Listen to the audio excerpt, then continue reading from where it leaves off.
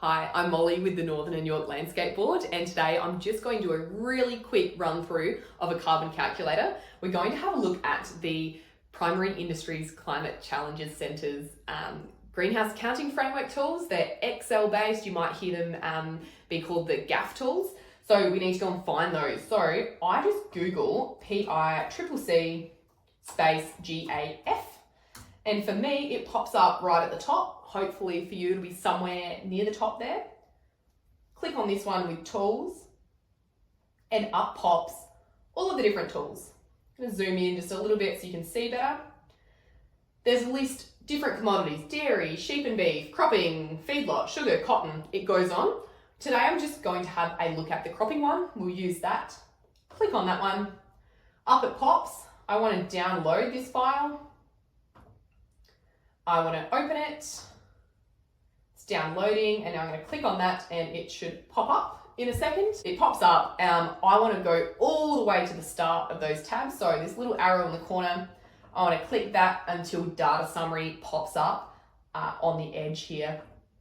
Data summary is where it's going to summarize our data. I'm going to actually show you the answers, I suppose. We'll have a look at that at the end. Data input, crops and data input vegetation are the only other tabs that you're going to use. All the rest of them are just like the calculations in the background. All right, data input crops, we'll do that one first. There is some example data in here. I'm going to go ahead and either override that or delete it. We've got 5 different, I suppose, paddocks or crops that we could put in that are kind of pre-filled on there. I'm going to just do one paddock today, just for an example for you. So I'm going to just go ahead and delete all these numbers. Delete them. I'm going to delete all this out. And just so it's easier for you to see, I'm going to just shrink them up a little bit. Just so you can see the left side and the right side at the same time. All right. And as well, we're going to delete this column and I'm going to put some example data in there. All right, let's make this a bit bigger. Okay, I'm going to put farm name in. Let's just call it Molly's Farm for today. We're in South Australia. I'll do wheat as an example, non-irrigated. Unfortunately, this one basically asking if we're getting more than 600 mils a year. Unfortunately, our farm at Yongala does not. So I need to change that to a no. And scroll down here a little bit. I'm just going to use an average type of season for today. You can, at the end of a season, complete the previous season and really accurate for what you've done. You could just try and do an average to get the gist of how to use it. You could do a forecast if you change practice, what might happen. You can use it in a few ways. All right, average grain yield, 3 tonnes a hectare. And this paddock that I'm thinking about is 64 hectares. All right, on to the fertilizer. It's got non-urea, nitrogen, phosphorus, potassium, sulfur. It wants those, the units, really important, looking at the units over this side. It wants those in kilograms of that nutrient per hectare. So kilograms of N, kilograms of P per hectare. When we get down to urea application, it wants that in kilos of urea rather than kilos of N. So just keep that in mind. Always check the units. The same for UAN, kilos of product. So if I put 60 kilos of DAP on, I now need to work out what's that in kilograms of N, P, K and S per hectare. I've got a little tool, I'll just show you it over here to help you if you're not a maths whiz. I'm not. This one can help you. So if we go this bit on the left over here, all we need to do is put in the amount of nutrient in that blend. So for DAP, I've got this pre-filled, is 10 units of N, 21.9 of P, no K and 1.5 of S. I then also need to pop in the rate applied. So I said 60 kilos. And then these green ones are my answers. So I'm going to shift that over so that we can see that bit and see this bit at the same time. So I can just copy those across now. My non-urea nitrogen is 6. My phosphorus is 13.14. No K, 0.9 S. All right, that's that. We'll close that one down. Urea. Let's say put on about 60 kilos of urea. It's in kilos of urea, great, 60. No UAN. Fertilizer done. Next section is lime. Massive lime applied. We did put 160 tonnes of lime on this paddock this year. And so you can either put the whole amount the year you put it on, or you could say spread it over 5 years. It's not really fair to, because lime has an impact over a number of years, to put it all in at once. So I'm going to I'm going to put that 160 tonnes and I'm going to divide that by 5 years. And I would need to remember to put it in for the next 5 years if I was doing this properly. So that works out 32 tonnes per crop. And it then asks fraction of lime as limestone versus dolomite. So this was 100% limestone. So I'm going to put number 1 in there if it's 100% limestone. Next one's asking about burning crops. So pretty uncommon that we do that anymore. I'm going to put no hectares were burnt. Now, diesel, petrol, LPG. Diesel. So I went to Dad and I said, Dad, how much diesel do we use? And he could tell me roughly what the tractor or the header or whatever it is for each operation, what it's using, just based off of what the tractor's telling or the kind of amount of fuel he's using. So I'm going to use that today, but I suppose this showcases to me that we don't actually have a record keeping system to get that data. So that's something we need to improve for the future if we're going to want to fill this in accurately. So Dad could tell me with this paddock 64 hectares, so I'm going to put that in. I'm going to multiply that then by the amount of fuel for each operation. So Dad told me that seeding uses 5.5 litres per hectare. Only do that once, put that in. Then he told me that spraying was about 2.5 litres per hectare and sprayed 4 times. So 2.5 times 4 is 10. 10. Spreading was about the same. So we spread urea once. That's that. And then harvest was about 6 litres. So hopefully that's all the operations in there. So I'm adding all of those up, timesing it by the number of hectares. Looks about right. 1,536 litres per year. Petrol, don't use much petrol, running generator or auger. Really don't know exactly, so another area for improvement, but let's just say 100 litres for the year. No LPG, easy one. Okay, onto electricity. It wants to know how many kilowatt hours. So I had a look at the electricity bills for the shed. Of course, today I'm just doing one paddock rather than the whole farm. So it was about 800 kilowatt hours. So just for the sake of the argument, let's just put 100 in for today.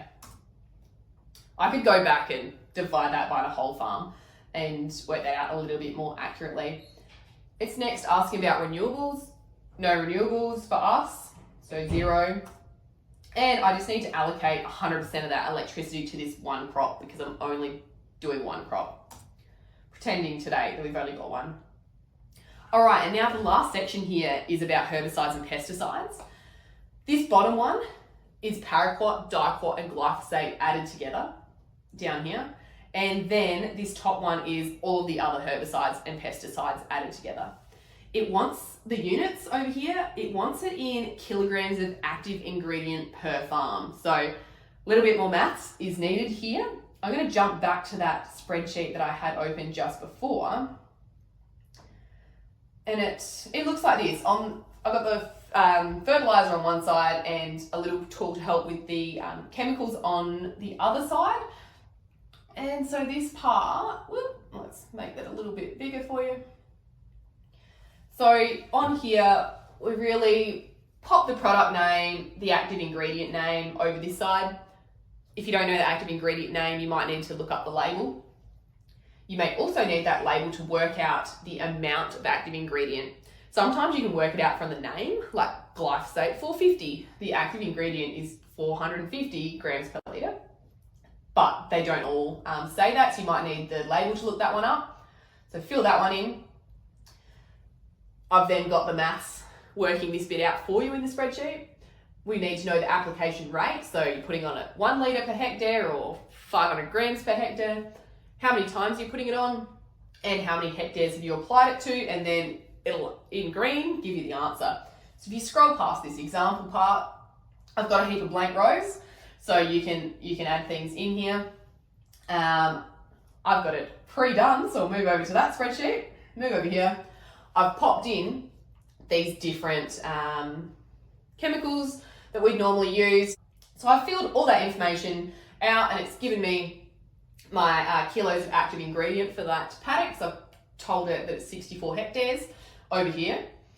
So now I need to pull out the glyphosate and put that in separately. So that's this row here, glyphosate, this one here. If I just go across 69.12, I then need to add up all the others for that other category. So let's pop over here. I've worked this out already. 247.04 for the general stuff, and the glyphosate, that was that 69.12. Voila, easy. Let's have a look at the vegetation page. This vegetation page is really if you planted trees.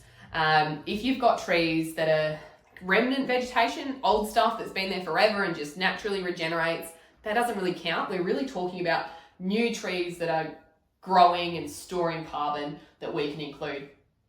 So we don't have any that we've planted on our farm, so I would need to just make sure all of these bits are 0 or delete out the information in here. Yeah, this hectares, if you just make those all 0, you're right. But if you do want to have a look, you've planted some trees, you want to pop something in, you just need to change your state to South Australia or wherever you are. Pop your region in. For me, it'd be mid-north and Flinders. You've got a few options of the types of trees. Environmental planting, it's a mixed species, things like mallee trees, Tassie blue gum and pine trees as options there. So you choose whichever one you've planted. You've got to pop your soil type in. Huge amount of options here. You can have sandy soil or loamy soil to choose from. Loamy would be closest to as. How many hectares of trees, how old are the trees, and then you just need to allocate that to a crop. So if I was doing this, I'd need to delete these other rows because I haven't got, just get rid of those, and maybe I'd make it 100% to that wheat because that's all I've got in my example. I'm going to leave it as 0 just for today because I don't have any trees, but that's where you go if you do have some. Now I've got all my data in there. Let's have a look at that data summary page. And here we are. 0 for all of those. Good, because I didn't add any data. I'm just looking at this wheat one. So got the scope 1 there. If you're interested in the breakdown of where the different gases are coming from and how much. Green's electricity. Scope 3, off farm. My carbon sequestrations, that's the trees, is 0. Good, haven't got any trees. I've now got my net farm emissions, so total 43 tonnes of CO2 for that paddock. I'm not really concerned about the net farm emissions, the total added up. I'm really interested in this bottom part, this emissions intensity. We've got it here including and excluding sequestration.